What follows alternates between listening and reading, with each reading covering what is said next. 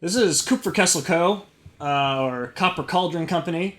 It's a game about witches going on a shopping spree to compete to get all the best ingredients to either make like a really cool potion or maybe just a wicked soup.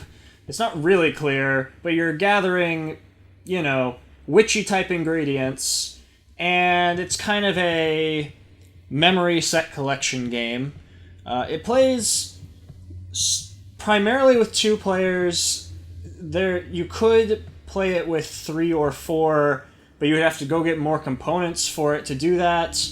And I'm not really sure that I would recommend even trying it. I think it's probably best suited as a 2-player game. And, it's older, it's out of print, it came out in 2001. So hopefully, once we show you this game, how it works, and talk about it a little bit, it'll help you decide if you want to try and track this down.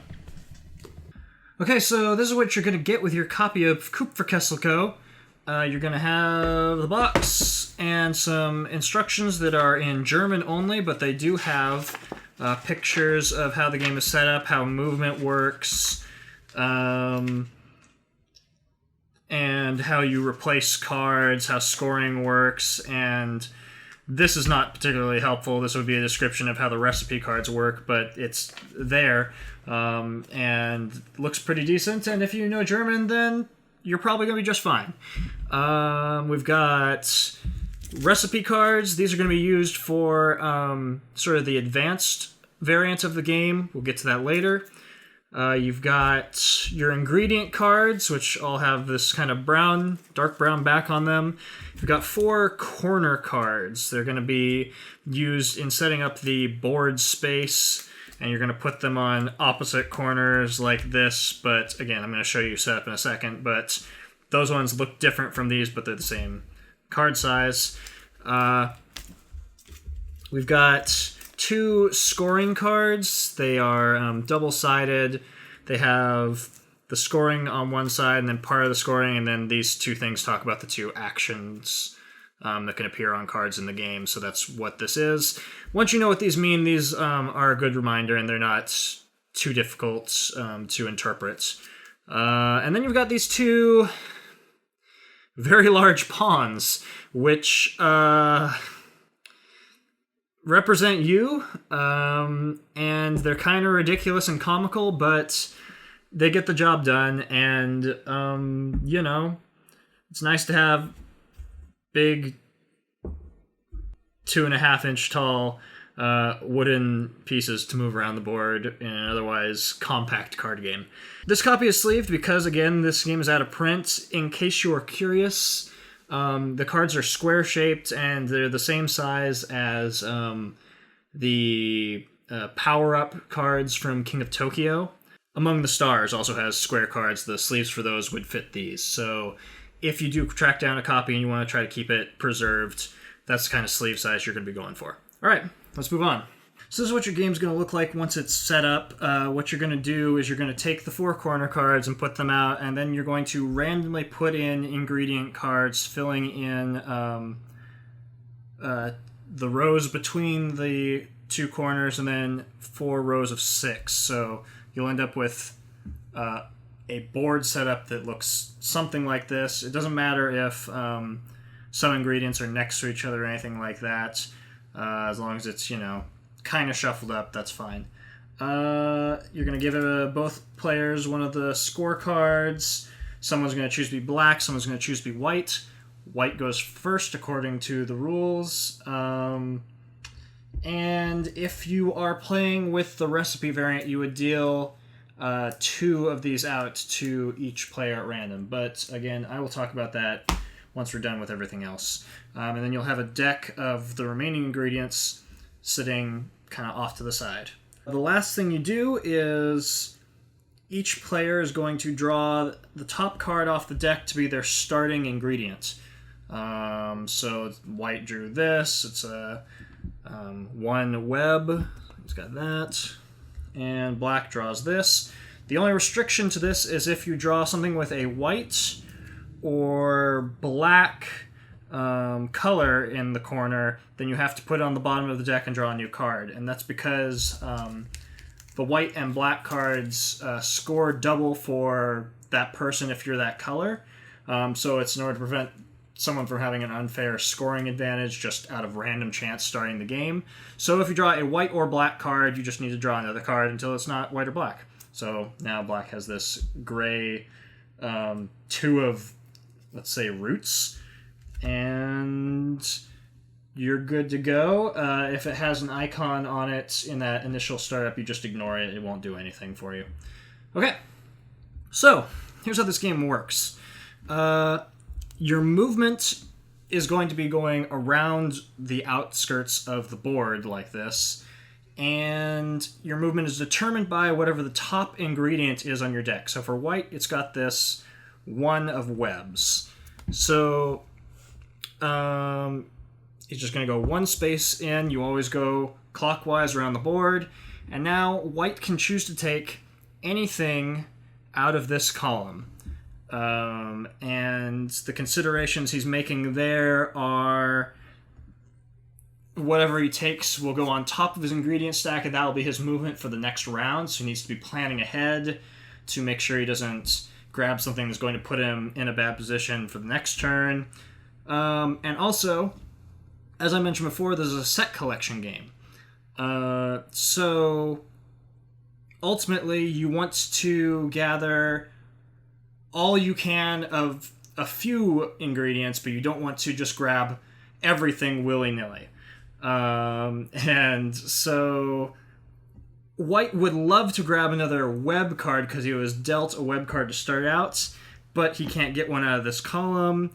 The next thing he might consider would be that these 3 cards are all white, and as I kind of alluded to earlier, at the end of the game, when you're dealing with scoring, cards of your own personal color, like these ones, are going to be counted as double points.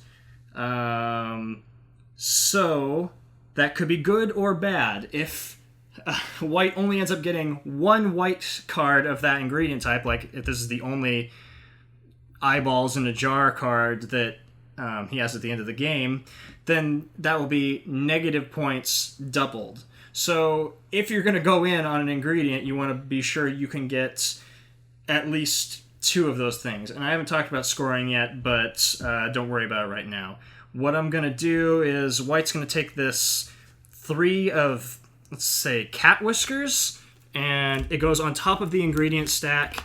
And once it's there, you don't get to look at what you've taken in the past. So your ingredient stack is always just 1 card on top, and that's it.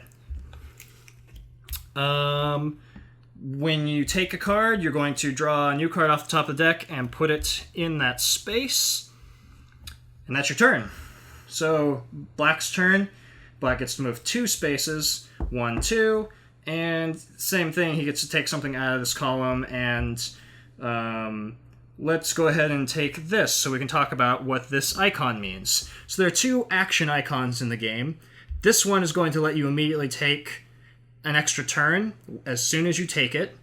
This one would let you force your opponent to discard the top card of their cauldron. So black's going to take this 2 egg just so he can take an extra turn and rub it in white's face. That comes out, and black immediately goes again, goes 2, and now there's not anything of particular. Oh, he started with roots, right? So he's going to take this 1 of roots because I'll use that to show you something else in a second. So that is taken. This fills in. White's turn. His movement is 3, so he's going to 1, 2, 3. And as I stated before, he would want to take these cat whiskers he was planning earlier so that he would get multiples of that. Again, I'm going to talk about scoring in a second, so this will make sense why you want to take those. But let's see. Other things. It's black's turn again. His movement is 1. He goes to the corner, and that would be his whole turn because the corners are a movement space. They're not 2 movement spaces. They're just 1. That's why they're rounded like that. So effectively, he's like here. but this would be his whole turn, and you can't take anything because he's on the corner. So that was poor planning on his part, but I did that to show you that that's what happens when you land on a corner space, and that you count corner spaces. And so it would go back to White's turn, and he would go 1, 2, like that, and he'd be able to take something out of this row instead of columns, because now he's over here. The game carries on like that. One last thing I'll show you is this is the Exploding Cauldron action, so he takes this, which makes Black immediately discard the top card of his cauldron. While there are still cards in the deck like this, the card will go down on the bottom of the deck, and then the top card would fill in. The game continues, and you keep taking cards and until the deck runs out. At that point, anytime you would be forced to discard a card via the Exploding Cauldron, it's removed from the game, not put back into the draw pile. And so you'll keep going, and you'll be pulling cards out, and if you don't have any more cards from a deck to refill it, obviously you'll start ending up with holes. If there's like a hole here, this still counts as movement because you'd still be able to take things out of this row, so you'd still count that. And as soon as any row or column has been emptied, that'll be the end of the game. The only other thing I haven't talked about is when you're dealing with movement. If Black was moving here, he'd go 1. You skip over your opponent when dealing with movement, so 2 like that, 3. So that's how movement works in accordance with if someone ends up in your way when you're trying to move around them. You just skip over them and don't count that space. So moving on to scoring here, the first thing you're going to do is you're going to want to split all of the ingredients up into sets so you can see them all finally. You know, they have all just been in one stack. Now you're going to split it all up. So it's easy to categorize. The first thing you want to do is you want to compare how many cards with a 1 you got comparative to your opponent. The person who got the most 1s is going to get a 5-point bonus. So he's got 1, 2, 3 1s. So Black is going to have 3. Let's say White had, 7. And just blew him out of the water. So White would get the bonus and Black got nothing. If there's a tie, then nobody gets anything. The next thing you're going to look at is the doubling bonus for your personal color. So since this is the Black player, this Black Dragon Wine and these Black Bat Wings are going to be doubled in value. Unfortunately, in this case, that doesn't help him in either way because of reasons you'll see in a second. But anyway, cards of your color are going to be doubled in value. He's got this white box of cat whiskers, which is not doubled because he's not white, so that doesn't do anything. And then you move on to dealing with the numbers of cards you got in a set. If you end up with only 1 card in a suit, then it's going to be worth its negative value. So this would be worth -2, but because this is the Black player, it's actually doubled, so it's worth -4. So that's why it's kind of a risk if you go into cards of your own color if you don't make sure that you get at least 2 of a suit. This one, on the other hand, since it's not doubled, this is just going to be worth -4 points to him. Then you look at things that have 2 cards in a set, like these gray cards. They're worth nothing, that you just break even on these. So he's got these, and because he only got 2, they're not worth anything. These 2 are black, so they're doubled, but since there's still just 2 of them, it's 0, so, 2 times 0, it's nothing. So if you got 2 of anything, you broke even, at least you didn't lose points. Then you go on to any sets of 3 you have. In this case, these are going to be worth their value in points, so 1 plus 2 plus 3. So at least there's that. He got 6 points out of this set of cards. And finally, you're going to look at anything that you managed to get all 4 of. So in this case, you got all of these vines. And you're going to get the 10 points for the face value of the cards, plus a bonus 5 for collecting all of them. So ideally, you want to focus in on a few sets of ingredients rather than spreading yourself out like this. And we can only imagine that in this circumstance, Black managed to just end up on corners a lot and not taking cards very often, and just did a really bad job in general. But that's ideally what you're trying to do over the course of the game, is you want to collect all 4 of a set of cards to get that 5 bonus and their value in cards. And if you manage to get,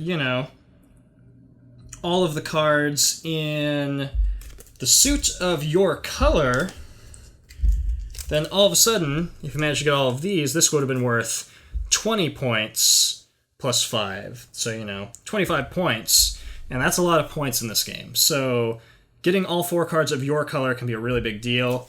And while you're doing that, your opponent sees what you're taking all along the way, and they might try to stop you from getting those cards, and they have to make sort of a calculated decision on whether or not they think it's worth it to get in on the same set they know you're going after, because in that case, neither of you will get all 4. So it's kind of hurting them to be doing that, but it's also hurting you, so they have to make sort of a calculated decision about what is best for them in the moment. That's really it. You just tally everything up and see who has the most points, and that person is the king of the kettles, or something to that effect. They did a better job at witch shopping. The game comes with a deck of recipe cards that are secret goals for you to be doing on top of everything else that's already going on in the game. And what we've done here is we've tried to piece together exactly how they function. There are a couple that don't really make a lot of sense, and it makes them seem unbalanced. So honestly, if anyone disagrees with our opinion of what these mean, then feel free to leave a comment about it, and we will correct it down the road. But I'm pretty sure that these are all correct, but just throwing that little disclaimer in there that this is sort of a best guess scenario. So, again, like I said, deal everybody 2 each of these, and what you get is what you get. When we played our game that we recorded for you, we decided to let Rob mulligan out and get 2 new ones, because he got a particularly seemingly bad combination. And so I think that's fair to say, if you draw 2 that are obviously worse than all the others, then maybe let everyone have a redo. I don't know. Anyway, here we go. So we've got these 2 that are the ones that we're most kind of confused by. They're only worth 5 points at the end of the game, and it seems to be that if you collect 3 black cards in a suit or 3 white cards in a suit, then you'll get a 5-point bonus at the end, and that's all that is. It seems kind of odd because there's this 1 in the box. My interpretation of that is that it's saying one of the 2 ingredients in that suit. It can't just be black cards. But it is kind of strange, and also these are the lowest scoring cards. So if you happen to get dealt both of these, you would immediately be at a disadvantage comparative to your opponent. However, these are also easier to fulfill than the other ones. So, I don't know. I think that's kind of bizarre and questionable, but that's our interpretation of those. This one is really interesting. So, on some of the cards, you've got a little plant symbol down in the frame, because some ingredients are plant-based. And I don't know if you can see it here on the camera, but that's what that is right there. There's a little plant icon at the bottom of some of the ingredients. What this is saying is you need to get 3 of an ingredient in 3 different suits in order to get a 10-point bonus. So if you got 3 mushrooms and 3 pumpkins and 3 herbs, that would give you 10 points at the end if you manage to get those, because those are all plants, and that's what that's saying. That's a card. I think that one is obviously much more difficult to achieve than the other ones, but it's also worth twice as many points. So, and a 10-point swing could be a big deal in this game. So there's a bunch of these, and these ones make the most sense. These ones are worth 15 points, and it's if you get 3 in each of these ingredient suits, and it's always going to be a matching color pair. So this one is showing eggs and mushrooms. So if you manage to get 3 in both of these suits and you had this goal card, this would give you 15 points at the end, which is a lot. And that's also easier to do than this one with the plants.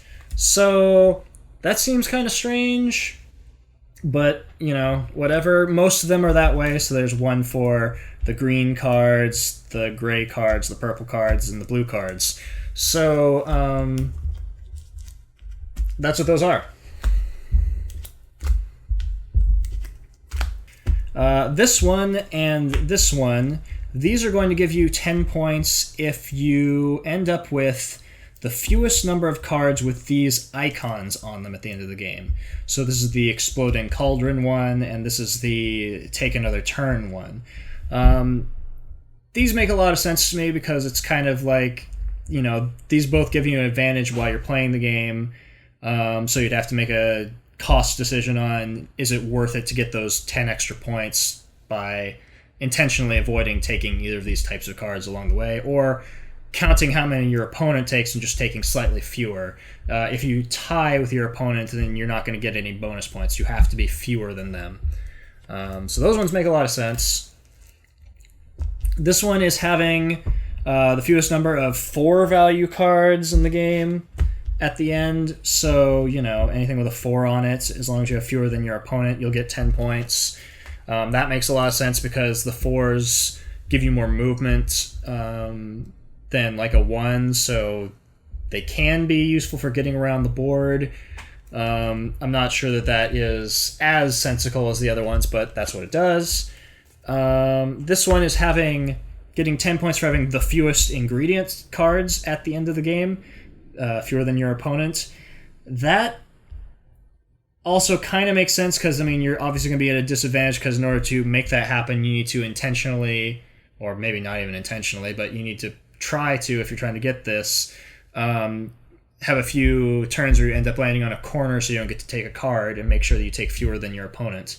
And so you're making a decision whether or not you would think it's worth getting those 10 points.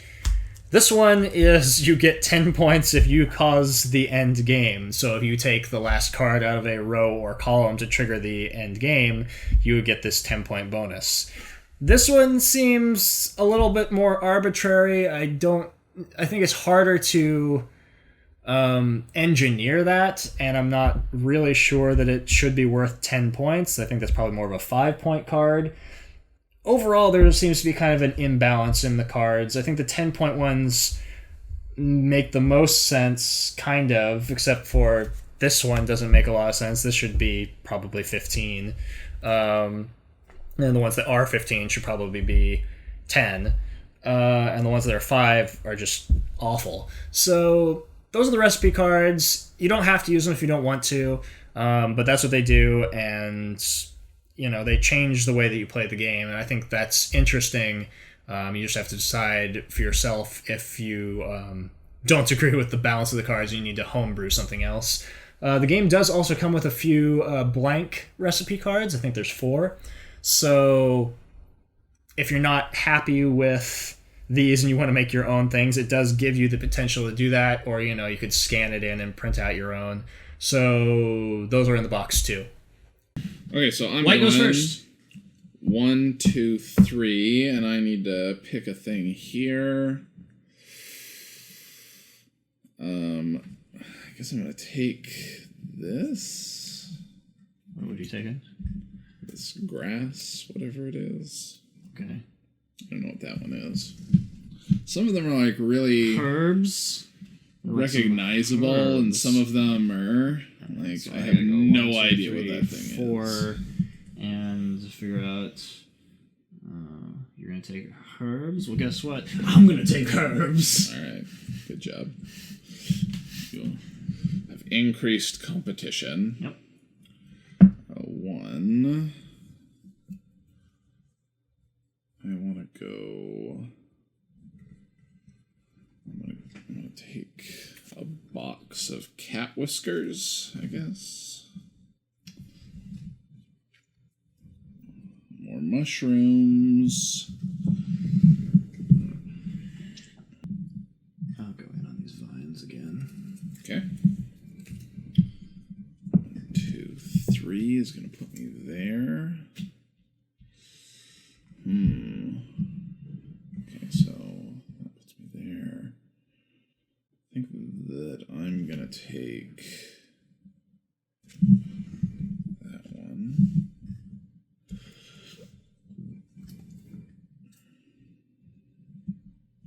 1, 2, 3. And I'll take herbs so I break even. Okay. Which gives me an extra turn. So you're going to move... go over here and take the other herbs. Oh. Terrible. So this would have gone here. Yeah. And this goes here. Great. Okay. I go 1.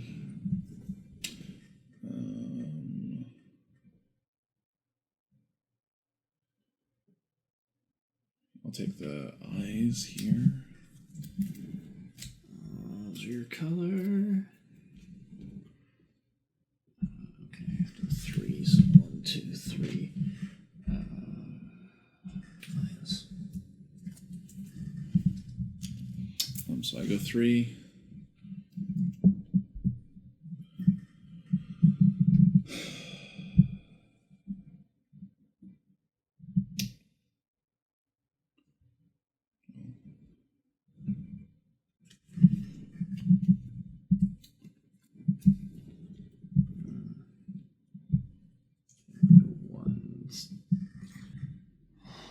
Take the dragon line. Okay.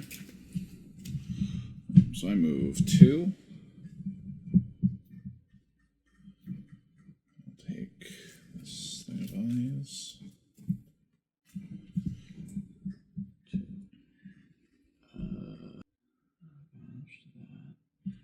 That things. Yeah, I'm sure that's what you're taking. So I end up here at 4. I'll take cat whiskers, I guess.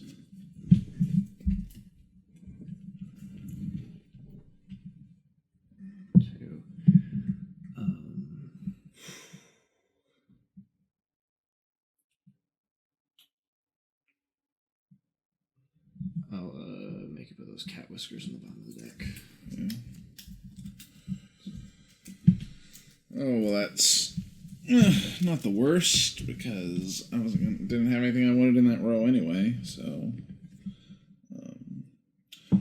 2, 3, 4, and I still get a turn. I guess I'll take that box of cat whiskers.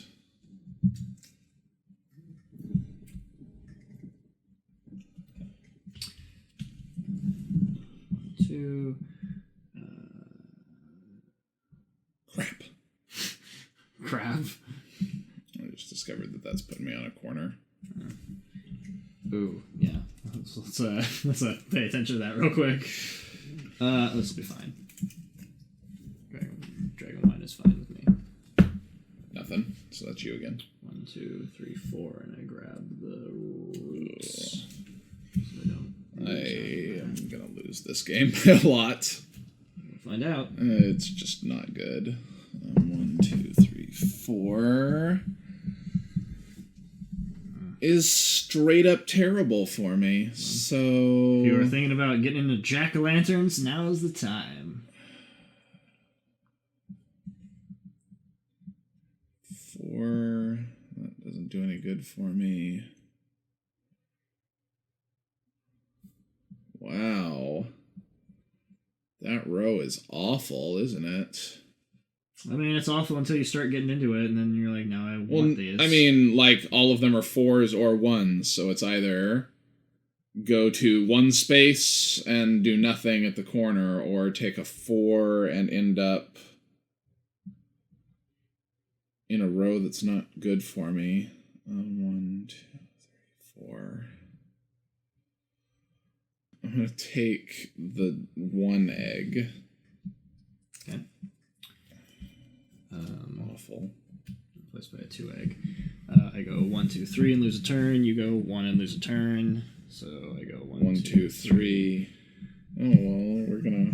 Oh, I guess I'm not gonna do that thing. Okay, so I go 1 into that row, and I guess I'll take these cat whiskers. Okay, I go 1 and... Oh, poor planning.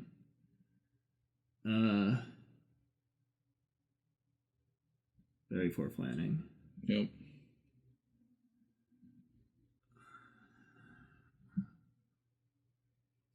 Take the, ooh. I'm gonna take the 3 of webs.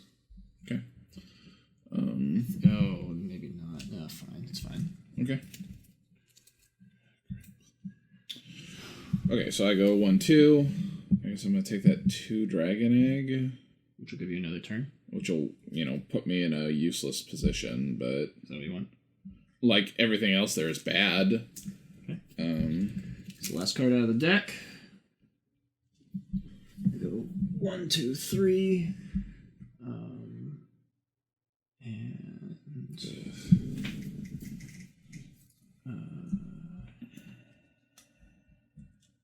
Garbage. Yeah. Okay.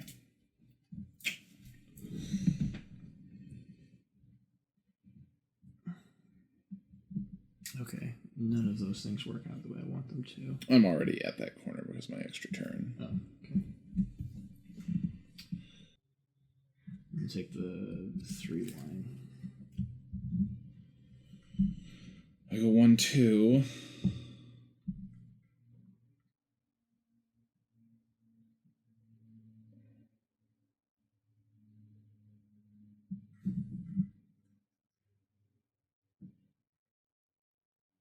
I guess I'm gonna take the 1 line. You jerk! You don't even want that one. That's true. I lose turn. You go 1. That's on to you.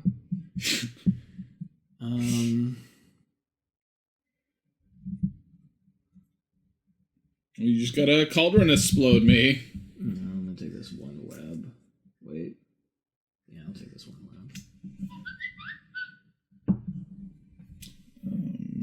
What do you want there?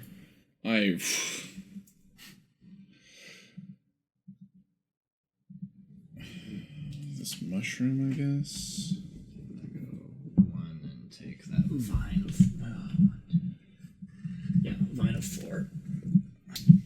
Okay, so I go 1, 2, 3, 4, and I'm gonna take a mushroom. Man. Okay, 1, 2, 3, 4. Vine of 2 will make me lose a turn. I'm pretty sure it took a root like way early in the game, so I'm gonna take this 1 root. You actually just built a set of 4 roots. Oh.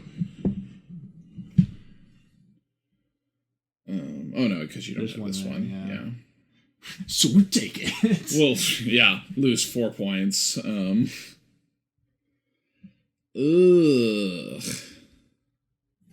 I'm gonna take this cauldron explosion, frog spawn. Yeah. Alright, well. So discard that root that you just took. Okay. That's the bottom line of that. So I either take roots or webs. I have both. Yeah. Man, bad. Okay. Take that, so that worth points. So 2. Pumpkins? I'm gonna get into spices. That means I could get into pumpkins. It's true. And you get that extra turn, so you'd only lose a turn. I'll take the bats. I don't know if I have bats or not, but they're at least my color. So I move 1. I'll go ahead and take 1, 2, 3, was stupid. Explode that fool. Yeah. Great. Okay, so I move 1 down to the corner. 1, 2. Oh, I was really hoping that I was going to hit you and bounce forward. Oh, no. Okay, well, I don't think I have any of those things. I don't think you do either. Pumpkin 4. I move 1. I'll take that egg 4. Pretty sure I have eggs. 1, 2, 3, 4. Great. Thanks for being him away. I'll take this pumpkin 3, I guess. Okay, so I jump over you and end up here. And I take this. Oh, crap. Ugh. 1, 2, 3. What? Well, I can take this and make you explode. I also am going to get penalized for taking it, but the alternative is taking these. So yeah, take that. Okay. Oh, wait. Yeah, disregard. I will take the 3 feathers. You're Okay. fine. So I go 1, 2, 3, 4. And you get that, and I discard these feathers. Unless you don't want to take the feathers.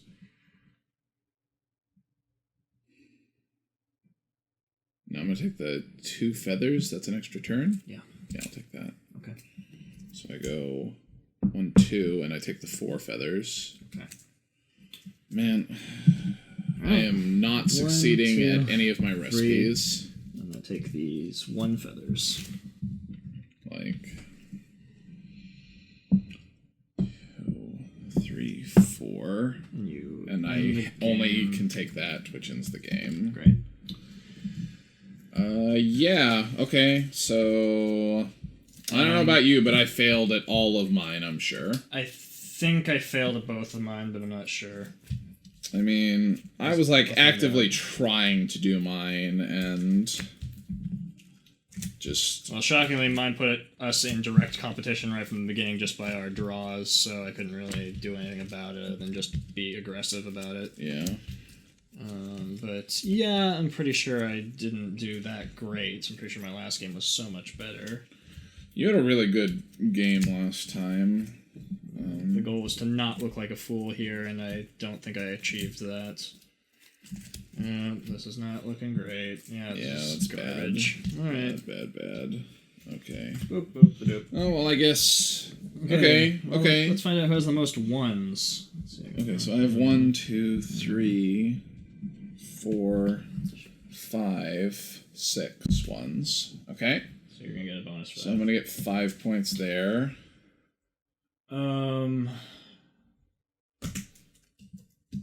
Okay, I need to know how many extra turn cards you took. I need to know how many cannon explosions and 4s you took. Okay. Let's see. 1, 2. I have 2 extra turns. And 2 cannon cauldron explosions. I have 2 cauldron explosions and Okay. 1 extra turn. So I'm going to get them my 10 points for that. Miserable. And I did not succeed at my other one, so I don't get anything for that one. 4s, Yeah. I have... 2, 3, 4, 5... 7. 6. Oh, so I get 10 points for 4s. Great. So I think I ended up 69 total with my 15 that was there. And with 58. Okay. So the exact opposite of our previous game. Kupferkessel Co. Did you enjoy purchasing ingredients at this apothecary to throw into your cauldron and make nonsensical potions? It's not even technically clear that we're purchasing them. We are Stealing obtaining them. them. Yeah. So, I don't know. You're just going around and grabbing things. And Yeah. oh, this looks good. I'll take a pumpkin. Yeah. I'll take another pumpkin. Need more pumpkins. I need all the pumpkins. I like this game, and you don't like this game. I do not like Kupferkessel Co. I don't think this game is super crazy good. I don't... It's out of print, and I don't feel like I need to tell people they need to go out of their way to grab it, which has been the case for most out-of-print games we played. Sure. Like, there's usually an alternative. Yeah. But if you're looking for a 2-player filler game, I would be happy to play this, because it's very unintrusive, and Yeah. It's not, like, terrible as a 2-player filler game. I just don't like it overall. Can you name a 2-player filler game you would rather play than this? I cannot. Well, then your opinion is invalid. I don't like filler games, and I don't like 2-player games, especially, so... I don't... There's a thing about you could play it 3 players... Theoretically, you can play it with 4 players. I don't really recommend that at all. Yeah, I don't know how... Well, it just, you need another pawn, and then that person is that color, and whatever. There are no, like, rule changes required. No. I just mean, like, mechanically, I don't know that the 3-player game feels like it would function to me. At that stage, I would probably start leaning towards other filler games instead of this. Yeah.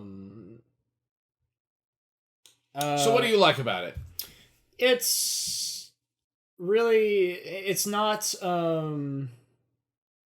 It moves quickly. It doesn't feel, like, stagnant. You have to think about what you're doing.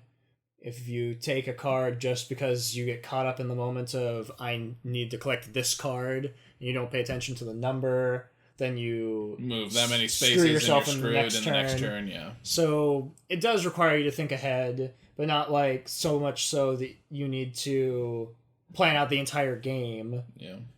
Because new cards are coming out every time, so the game state changes, or someone makes you discard a card, so your number is now different.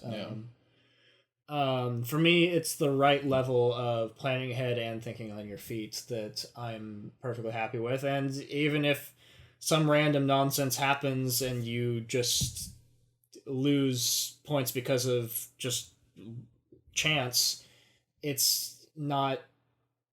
the game takes like 15 minutes, so it's not really going to hurt my feelings if I just... Okay, well, that cost me the game, but whatever. That was, it happens. Yeah. So, I feel like it's one of those games where you just are constantly taking, okay, which is the least bad decision for me this turn. And see, I don't feel that way. It's just like every time I move, okay, well, there's either, okay, yeah, I'm clearly collecting pumpkins or bat wings or whatever, so I'm going to take that. Or I go to a row and, okay, well, I don't have any of those things, and, okay, do any of those numbers help me? No. Okay, so which of these things hurts me the least to take? I never had that feeling. I had that feeling like twice. I was like, oh, well, none of these things help me, but now I'm just going to start collecting this thing, and that's fine. That's basically the entire game for me, is just trying to decide what hurts me the least. Okay. Well, then you are looking at it from the wrong perspective, apparently. Apparently so. You need to have a much more positive, enthusiastic attitude about collecting cat whiskers. Artwork? I'm fine with it. I'm not offended by it. I don't think it's... Sorry, you're about to talk. Oh, I was going to say, I feel like there are a couple of the cards that don't look different enough to me.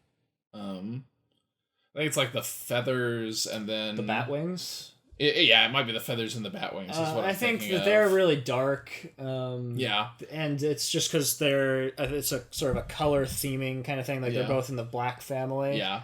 And we have our sleeves, so there's like just that little bit of glare that also makes it a little bit difficult sometimes. Yeah. I had no problem telling things apart.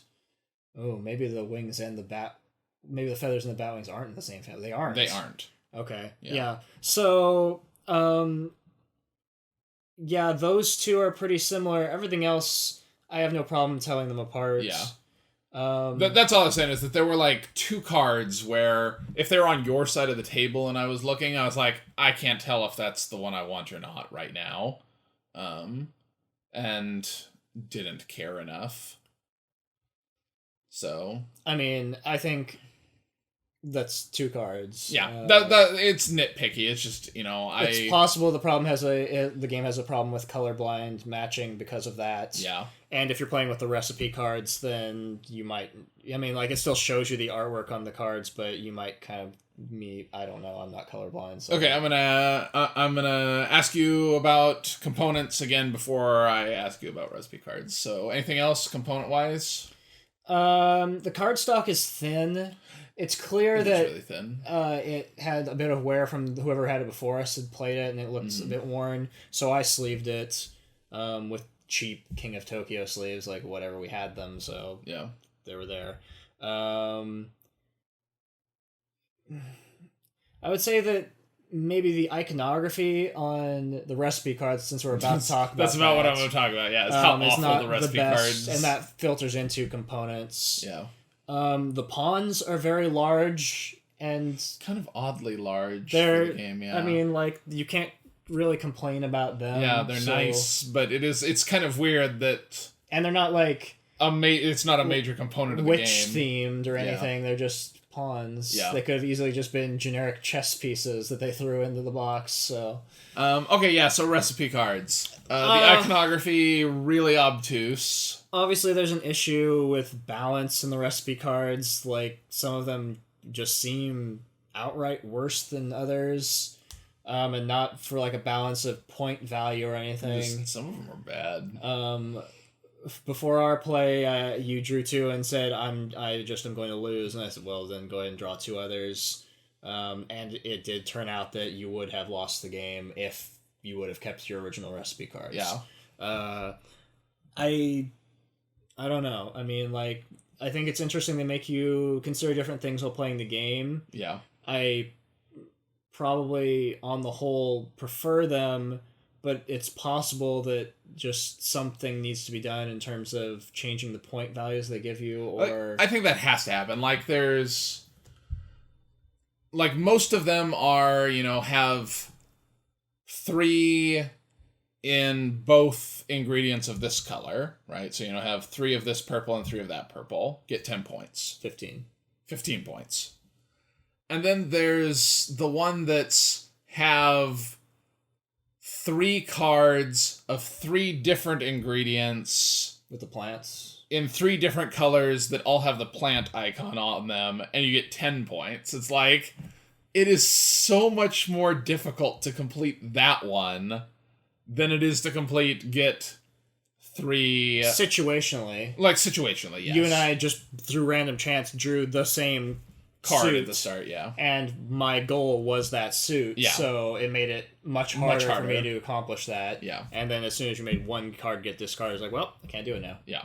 So, I don't know. I do not like the recipe cards. I think that this game needs direction like that, but I think that they're either way too difficult or not worth enough points. And,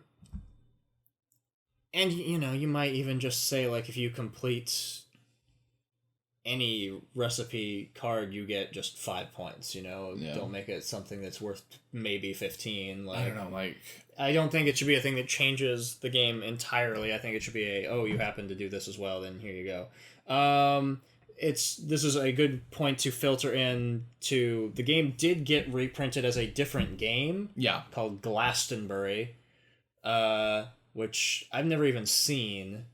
I don't think I've ever seen a copy of it either. So I don't know if it got reprinted and immediately fell flat, or what happened with that. It seemed like the primary goal with that is that they made it so it is out of the box plays up to 4. Mm-hmm. So they actually included pawns for more colors. But they also changed some of the way cards work, and I would imagine that it probably also has recipes in some fashion, and they probably are balanced differently. So it's very likely that this is the first edition of the game, and then someone said, well, maybe you should change it. It does seem like if you play tested this game at all, you would go, these aren't balanced, and it does seem really strange. Like, I'm not sure what the thought process was with that, and since it's an older game by a German designer. It's not like we're going to have the answer set anytime soon. Yeah. That being said, there are blank recipe cards in the box, Sure. so you can make your own. Make your own. Just change that. In fact, the recipe cards don't need to be really... Like, you just need recipe cards that look the same, so you could print them out independently. You do anything, and make your own recipe cards. So. Yeah. So do you know with the reprint, since it plays 3 to 4 players, does it have more cards in it? Yes. Okay. It's 72. And this has like 50... 54? 54 or so? I don't know if that's true. I think that's true. But that could be, I don't know if that means there's more suits or if they have more like action cards or different things that happen. And that would be a thing that I wouldn't mind to add a bit more complexity. I wouldn't mind if there was a third type of like action card in this that wasn't just like take another turn, because it seems like half the time you take another turn and it just ends Put you your on turn. a corner. Yeah. It's just random. All of them are 2s though, aren't they? Yes, I think so. I mean, it's just random layout, the way that happened to us. But yes, the times that we have played this, it has seemed consistently that taking a second action just puts you on a corner. I wouldn't mind having another action card in the mix. Something that's maybe not necessarily an ingredient or does anything with points, but does something else to keep the game interesting. Well, that answered my question, because the bigger thing when we were talking about the 3 or even 4 player maybe version of this game was just, I was thinking there's far too few cards. Everyone would just have like a score of 0 because you'd get 2 and somebody else would have grabbed 2 of that suit and you'd never get to a third. I think it would just mean your scores would be lower. Yeah. I just mean like you'd have a whole bunch of people that had like, okay, well, we both got into this thing and both got to 0. Right. Yeah. But I mean, I think that would be part of the game, is that you just like try to sneak your way to get 3 of something or whatever. Yeah. Or just focus on your color. Yeah. Anything else? I don't think so. I'd probably give it like a 6. Yeah, I don't care if you're gonna give it a lower score, and that's fine. I'm gonna give it like a 5. Well, that's fine. It average out. So, I think it's good.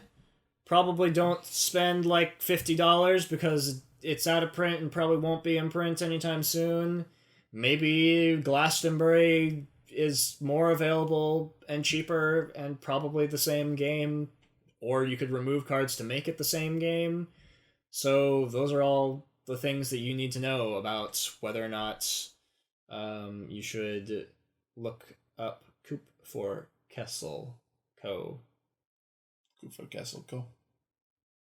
Copper Cauldron Company. Copper Kettle Company.